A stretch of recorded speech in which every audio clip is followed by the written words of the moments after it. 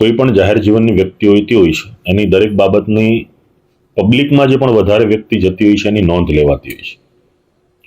તો આવી વ્યક્તિ જ્યારે આ પ્રકારનું પગલું ભરે છે તો એની ટીકા ટિપ્પણી ચર્ચા થવાની છે. ઘણાને આ નિર્ણય મંજૂર પણ હોઈ શકે, બીજી વ્યક્તિઓને, બહારની ત્રાહિત વ્યક્તિ હું તો કહું છું, અને એને મંજૂર ના પણ હોઈ શકે, હોઈ પણ શકે.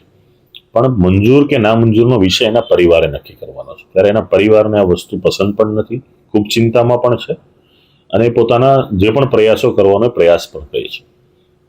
ગત 17 તારીખે એમના પિતાએ ગુમ થયાની કાપોદ્રા પોલીસ સ્ટેશનમાં અરજી આપી છે. આજ દિન સુધીમાં 17 તારીખથી આપણે ગણી લઈએ તો આજે 10 દિવસ જેવો સમય થયો છે.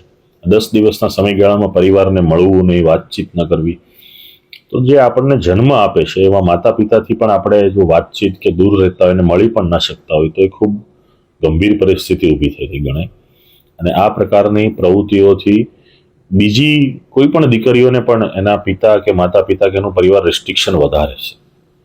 કે આટલી સ્વતંત્રતા આપવા હોવા છતાં પણ જ્યારે તમે આવું પગલું ભરો છો